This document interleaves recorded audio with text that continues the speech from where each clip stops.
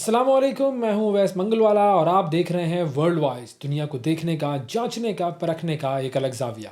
सबसे पहले नज़र डालते हैं आज की टॉप स्टोरीज पर। इसराइल ने जंगबंदी के दौरान 67 बच्चों को शहीद कर दिया।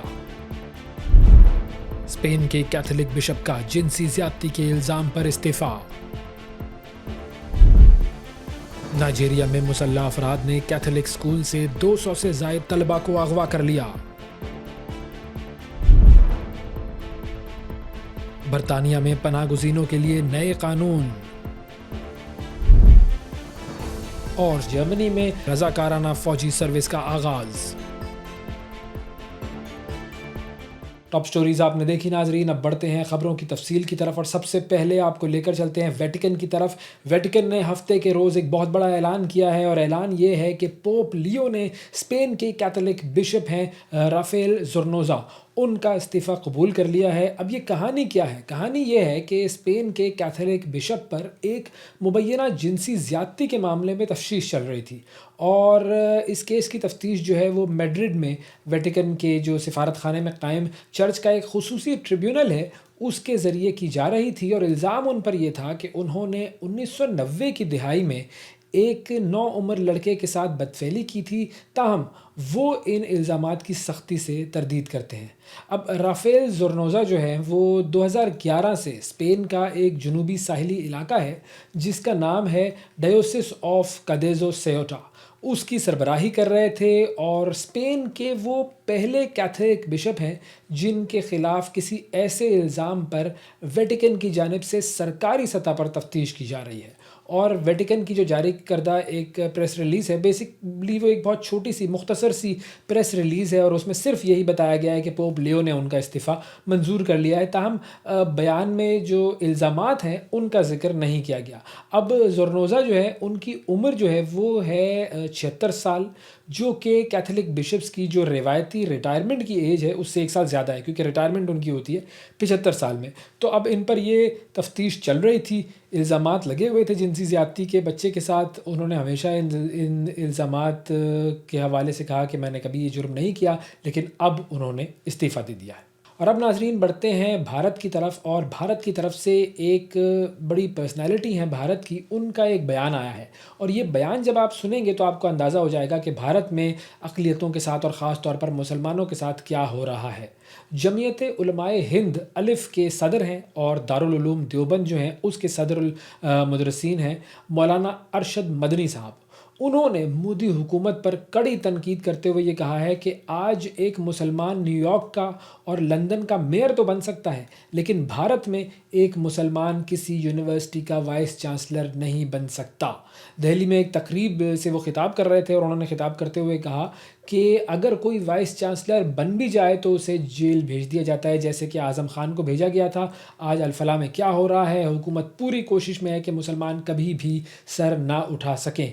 और उनका कहना ये भी था कि अल-फलाह यूनिवर्सिटी का जो मालिक था वो जेल में पड़ा हुआ है, अब कब तक जेल में पड़ा रहेगा कोई नहीं जानता। उन्होंने अदालती निज़ाम पर भी सवाल उठाया कि ये कैसा अदालती निज़ाम है कि एक शख्स को मुसलसल जेल में रखा जाए जबकि केस अभी पूरी तरह साबित भी नहीं हुआ है।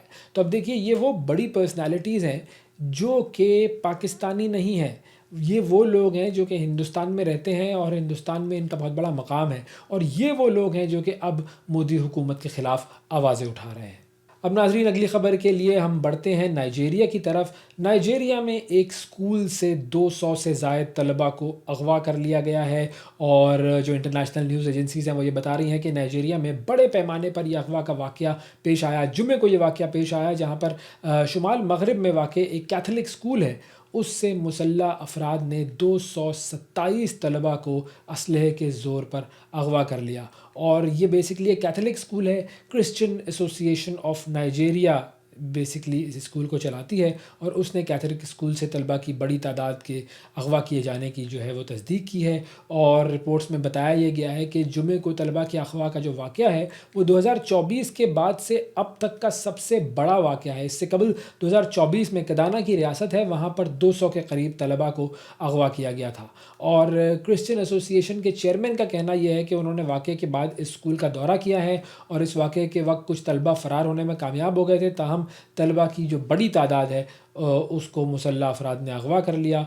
और उन्होंने ये कहा कि हमारे रिकॉर्ड में 215 तलबा और 12 असातिज़ा को अगवा किया गया है। इसके अलावा पुलिस और मकामी इंतज़ामिया ने सेंट मैरी स्कूल से तलबा और असातिज़ा को अगवा करने के वाक़े की तस्दीक जो है वो भी कर दी है। तो ये वाक़या जो है पेश आया है और सारा जो इंटरनेशनल मीडिया है वो इस हवाले से आपको इसकी सुर्खियाँ जो हैं वो हर इंटरनेशनल मीडिया पर मिल जाएंगी। अब बात करते हैं नाजरीन G20 इजलास की। G20 के सरबराही इजलास का मुश्तरका एलामिया जारी हो गया है और इस एलामिया में फ़लस्तीन, सूडान, यूक्रेन और कॉन्गो के तनाज़ात के मुनसिफ़ाना हल का मुतालबा किया गया है। और जनूबी अफ्रीका का शहर जोहान्सबर्ग, वहाँ पर दुनिया की 20 बड़ी मईशतों की तंजीम G20 का 2 रोज़ा सरबराही इजलास शुरू हुआ और पहले रोज़ के बाद ये मुश्तरका एलामिया सामने आया है जिसमें फ़लस्तीन, सूडान, यूक्रेन और कॉन्गो तनाज़े के मुनसिफ़ाना हल का मुतालबा किया गया है। और अक़वाम मुत्तहिदा के मंशूर के मुताबिक इन तनाज़ात के मुनसिफ़ाना, जामे और देरपा अमन के लिए मिलकर काम करने के अज़्म का इजहार भी किया गया है। और एलामिया में दुनिया में अहम मादनियात की सप्लाई को जोग्राफियाई सियासी कशीदगी से महफूज रखने की ज़रूरत पर भी जोर दिया गया है। यानी कि ये बड़ा इंपॉर्टेंट पॉइंट है जो कि सब ने रियलाइज़ किया है कि मादनियात जो हैं वो बहुत सारे ऐसे ममालिक में होती हैं जो कि कमज़ोर ममालिक होते हैं, छोटे ममालिक होते हैं, और फिर बड़े ममालिक जो हैं वो उन मादनियात को हासिल करने के लिए उन ममालिक पर जुल्म करते हैं और उन ममालिक में तनाज़ात को बढ़ाते हैं। अमेरिका ने इस इजलास का बायकॉट किया था। इजलास में अक़वाम मुत्तहिदा के सेक्रेटरी जनरल एंटोनियो गुतेरेस और भारतीय वज़ीर आज़म मोदी और दीगर आलमी रहनुमा शरीक हुए थे। और इस साल की जो G20 इजलास की जो थीम थी वो थी यकजहती, मसावात और पायदारी। और पहली मरतबा ये जो इजलास है ये जनूबी अफ्रीका में हुआ है। अगली ख़बर के लिए नाज़रीन आपको लेकर चलते हैं हम यमन की तरफ। यमन में हूथी अक्सरियती तंजीम है अंसारुल्लाह, उसकी अदालत ने 17 अफराद को सज़ाए मौत सुना दी है। यमन के दारुल हुकूमत सना में हूथी इंतज़ामिया की एक अदालत ने ऐसे जो जासूसी के मुकदमात हैं उनमें मुतअद्दिद अफराद को सज़ाए मौत सुनाई है। और ये बेसिकली वो अफराद थे जिनके बारे में कहा यह जा रहा था कि मुबैना तौर पर ये सऊदी अरब, बरतानिया और अमरीका के लिए काम करने वाले खुफिया नेटवर्क का हिस्सा थे। और जो सरकारी मीडिया है वो ये कहता है कि मुजरिमों पर इल्ज़ाम ये था कि उन्होंने 2024 से 2025 के दरमियान हूसी मुखालिफ ममालिक के इंटेलिजेंस अहलकारों के साथ ताउन किया था, उनको हसास मालूमात फ़राहम की थी। और अदालती फ़ैसला जो है उसमें यह कहा गया है कि मुलज़िमान ने मुखालिफ ममालिक को सरकारी अफसरों और उनकी नकलो हरकत से मुताल्लिक़ मालूमात दी। और इसके अलावा हूसी बागियों के मिज़ाइल सिस्टम से मुताल्लिक़ खुफिया तफसील भी फ़राहम की थी। और फ़ैसले में यह कहा गया है कि मुलज़िमान ने मुख्तलिफ़ हसास तनसीबात के मकामात की तफसील भी मुखालिफिन को फ़राहम की, जिसके नतीजे में फ़ौजी, सिक्योरिटी और शहरी इलाकों पर हमले हुए और उनमें फिर मुतअद्दिद अफराद हलाक हो गए। और इसी हवाले से फिर अदालत ने तमाम मुजरिमों को फायरिंग स्क्वाड के ज़रिए सज़ाए मौत देने का हुक्म दिया है। नाज़रीन आगे बढ़ते हैं और आपको लेकर चलते हैं बरतानिया की तरफ। बरतानिया में जो रेफ्यूजीज़ हैं उनके लिए बुरी खबर आ गई है और पॉलिसी में एक बहुत बड़ी तब्दीली है जिसका ऐलान किया गया है। इरफानुल हक साहब हमारे साथ मौजूद हैं, ब्यूरो चीफ़ हैं लंदन के, जो हमें ज्वाइन कर रहे हैं। उनसे बात करते हैं इस हवाले से और उनसे पूछते हैं कि ये मामला क्या है। अस्सलाम वालेकुम सर, बहुत शुक्रिया आपका प्रोग्राम के लिए, आपने वक्त निकाला। इरफान साहब, मैं चाहूँगा कि सबसे पहले ज़रा आप हमें ये बताएं कि जो बरतानिया की जो नई पॉलिसी है पनाहगज़ीनों के हवाले से, उनकी मुस्तकिल रिहाइश हासिल करने के लिए अब क्या शराइत रखी गई हैं?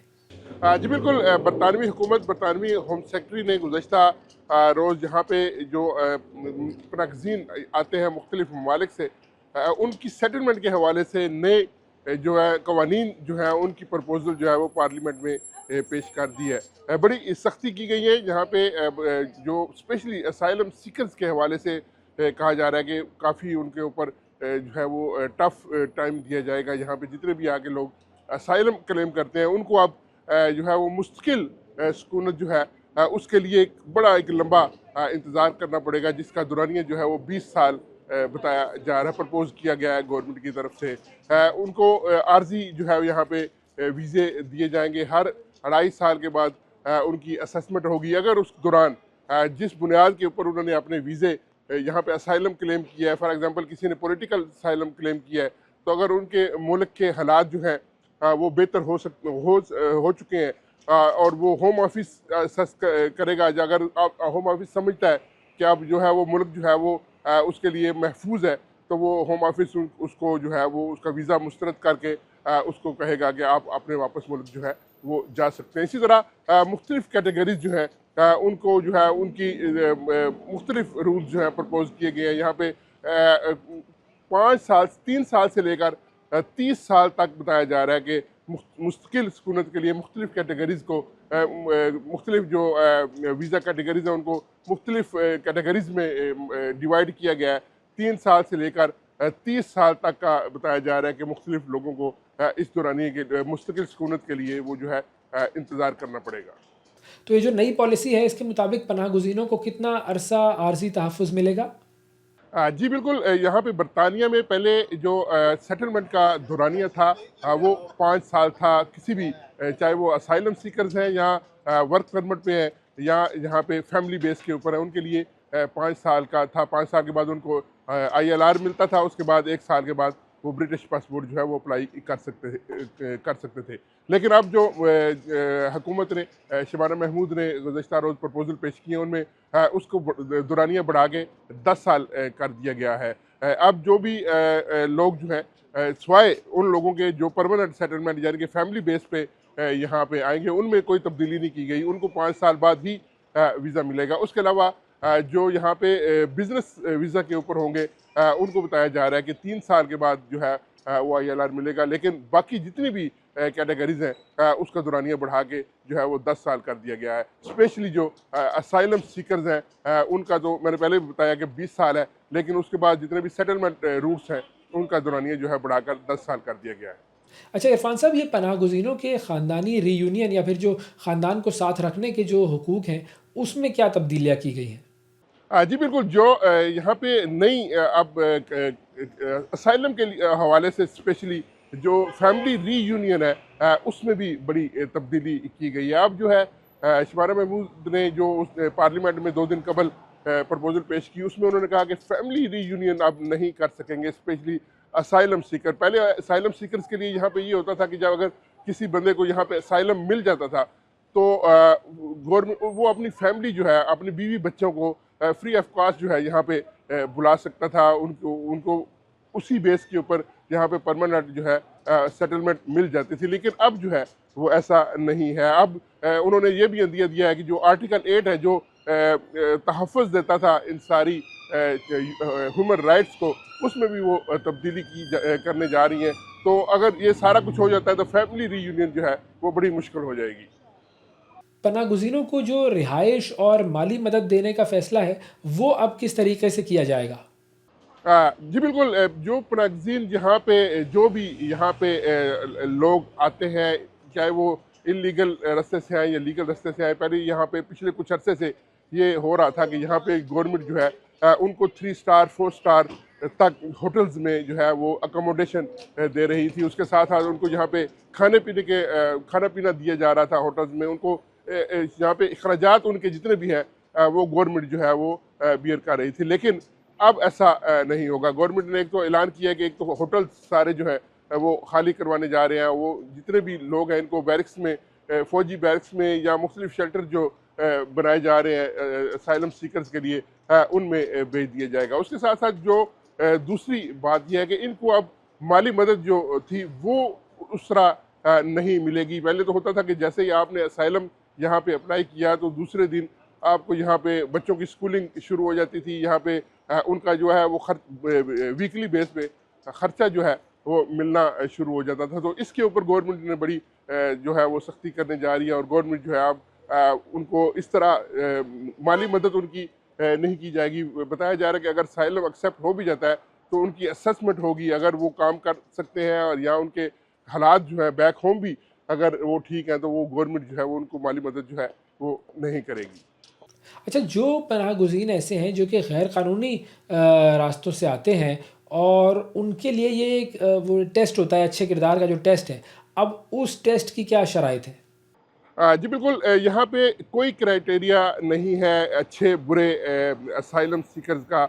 जो भी गैर कानूनी तरीके से यूके में दाखिल होंगे उनके लिए बेसिकली हुकूमत का ये कानून बनाने का मकसद ही डिस्करेज था, उन लोगों को डिस्करेज करना था जो चैनल्स के थ्रू या कोई भी ख़तरनाक रस्तों के ज़रिए बरतानिया में दाखिल होते हैं या दाखिल होने की कोशिश करते हैं। तो लिहाजा जितने भी लोग यहाँ पे गैर कानूनी तौर पर दाखिल होंगे उनकी सख्त जो है स्क्रूटनी की जाएगी, उनको बेनिफिट्स नहीं मिलेंगे, उनको उस तरह की मराहत नहीं मिलेंगी। केस अगर असाइलम वो अप्लाई करते हैं तो असाइलम जो है वो असेस किया जाएगा, जल्दी उनका निपटाया जाएगा, और उसके ऊपर अगर खारिज हो जाता है तो सिर्फ एक अपील जो है, एक अपील का राइट उनको दिया जाएगा। अगर वो अपील जो है वो रिजेक्ट हो जाती है तो फौरी तौर पर उनको यहाँ से मुल्क बदर किया जाएगा। तो यही सूरत हाल जो है वो क्योंकि बरतानिया ने गुज़िश्ता महीनों चंद महीने कबल फ्रांस से भी इसी हवाले से मुआहिदा किया था, और गवर्नमेंट अब यही करने जा रही है कि जितने भी स्पेशली ज़्यादातर लोग जो है वो फ्रांस से यहाँ पे चैनल क्रॉसिंग करते थे, तो उन लोगों का रास्ता रोकने के लिए गवर्नमेंट ने ये कवानीन बनाए हैं। अब कोई भी यहाँ पे कोई गैर कानूनी तरीके से अगर उसको ग्रांट हो भी जाता है असाइलम, तो उसकी मुयाद जो है उसको यहाँ पे सेटल होने में काफ़ी लंबा अरसा लगेगा। तकरीबन 20 से 30 साल बताया जा रहा है कि उनको यहाँ पे इंतज़ार करना पड़ेगा। वो इन सारे अरसे में अपने बैक होम कंट्री नहीं जा सकेंगे या अपनी फैमिली रीयूनियन नहीं कर सकेंगे। तो ये सारी सख्तियाँ जो है उनको झेलना पड़ेंगी। और अंडर कंट्रीब्यूशन की शराइत क्या है और ये पनाह गुज़ीनों की मदद में कैसे काम आती है? इसमें सेटलमेंट के हवाले से जो अहम बात जो गुज़श्ता रोज़ उन्होंने अनाउंस की वो बड़ी अहम है। उसमें गवर्नमेंट ये तजवीज़ दे रही है और उन्होंने प्रपोजल ये पेश की है कि जो यहाँ पे बेनिफिट्स क्लेम करते हैं लोग, उनके वीज़े की जो उनकी सेटलमेंट जो है उसका दौरानिया जो है वो बढ़ा दिया गया है। एक वो दौरानिया इस तरह उन्होंने किया कि अगर कोई बेनिफिट्स ले रहा है, उन्होंने 1 साल से कम अरसा जो है यहाँ पे बेनिफिट क्लेम किया है, तो उनको जो है वो 10 साल के बाद जो है वो अपना ILR ले सकेंगे। लेकिन अगर किसी ने 1 साल से ज़ायद अरसा यहाँ पे गवर्नमेंट के ऊपर इन्हिसार किया, गवर्नमेंट से मदद ली, तो उनका जो है दौरानिया जो है वो बढ़ जाएगा और वो 15 साल कर दिया गया है। उसके अलावा जो दूसरी 2 शराइत है वो भी बड़ी सख्त शराइत है। एक तो A लेवल के बराबर जो है वो इंग्लिश जो है वो टेस्ट उनको पास करना ज़रूरी होगा। इनकी इंग्लिश टेस्ट जो है वो बड़ा मुश्किल कर दिया गया है। उसके साथ साथ उनका क्रिमिनल रिकॉर्ड जो है पहले भी होता था, लेकिन पहले सिर्फ नेशनलिटी के लिए होता था, लेकिन अब जो ILR के लिए भी जो क्रिमिनल रिकॉर्ड है उनका वो साफ़ होना चाहिए, उसके ऊपर कोई भी चार्जेस नहीं होनी चाहिए, उनके ऊपर कोई भी कर्जा UK में नहीं होना चाहिए। तो ये सारी शराइत जो है, अब जिसने भी यहाँ पे सेटलमेंट अप्लाई करनी है उसको ये शराइत, कड़ी शराइत से गुजर कर अब वो यहाँ पे सेटलमेंट जो है वो अप्लाई कर सकेगा। बहुत शुक्रिया अदा करेंगे। इरफानुल हक साहब हमारे साथ मौजूद थे, ब्यूरो चीफ लंदन, और बात हो रही थी कि पनाह गुज़ीनों के हवाले से बरतानिया में किस तरह की कानून में तब्दीलियाँ लेकर आ गई हैं अब, और इससे जो पनाह गुज़ीनों के मामलात हैं उनमें क्या तब्दीली आएगी। और अब बढ़ते हैं गज़ा की तरफ। गज़ा में इसराइली फ़ौज के हमले जारी हैं, मुसलसल हमले हो रहे हैं इसराइली फ़ौज की जानिब से, और ये मामला हम जानते हैं कि सीज़ फायर हुआ था और सीज़ फायर के दौरान मुसलसल हमले किए जा रहे हैं, और अब हमास ने सालिसों से फ़ौरी मुदाखलत की अपील कर दी है। अब देखना यह है कि यह अपील कब सुनी जाती है और कब इस हवाले से जो है वो इसराइल से बात की जाती है। लेकिन एक और स्टैटिस्टिक है जो कि यूनाइटेड नेशंस की तरफ से रिलीज़ किया गया है, और यूनाइटेड नेशंस की तरफ से कहा यह गया है कि तकरीबन 67 बच्चे ऐसे हैं, 67 फ़लस्तीनी बच्चे ऐसे हैं जो कि इस पूरे अरसे में जिसमें सीज़ फायर हुआ है उसमें उन्हें शहीद किया गया है गज़ा में। और अमेरिका की जानिब से हम जानते हैं कि ये बहुत बड़ी बातें हो रही थी कि जी ये सीज़ फायर हमने करवा दिया है और सीज़ फायर हो गया और अब सुकून हो जाएगा, लेकिन पिछले महीने ये सीज़ फायर हुआ और पिछले महीने से लेकर अब तक ये यूनिसेफ ने जो आदाद शुमार जारी किए हैं वो कहते हैं कि 67 बच्चे ऐसे हैं जो कि शहीद किए गए हैं। इस हवाले से आइए रिपोर्ट देखते हैं। गजा जंगबंदी के दौरान बच्चों की हिलाकत की तादाद में इजाफा। गुज़िश्ता माह अमरीका की सालसी में होने वाले मुआहदे के बाद से कम कम 68 फ़लस्तीनी बच्चे शहीद किए जा चुके। इसमें एक बच्ची भी शामिल है जो इसराइली हवाई हमले में खान यूनिस के इलाके में हलाक हुई। अक़वाम मुत्तहिदा के बच्चों के फंड यूनिसेफ ने आदाद शुमार जारी कर दिए। रिपोर्ट में खबरदार भी किया गया है कि बच्चे खुले आसमान तले सो रहे हैं और सर्दियों की आमद से उनकी मुश्किलात में इजाफा हो रहा है।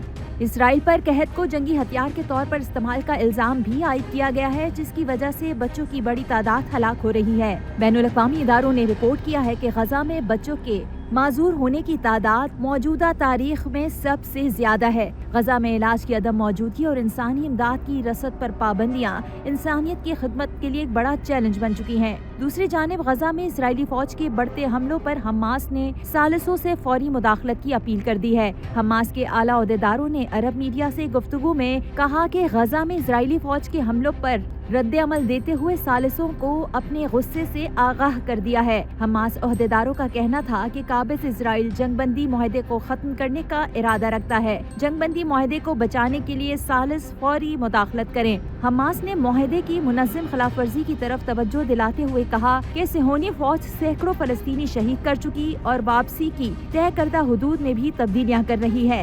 10 अक्टूबर के जंगबंदी मुआहदे के बाद से इजरायली हमलों में अब तक 330 से जायद फलस्तीनी शहीद हो चुके हैं। नाजरीन, आज के प्रोग्राम में इतना ही। आपसे अगले प्रोग्राम में फिर मुलाकात करेंगे। उस वक्त तक के लिए इजाज़त दीजिए। अल्लाह हाफिज़।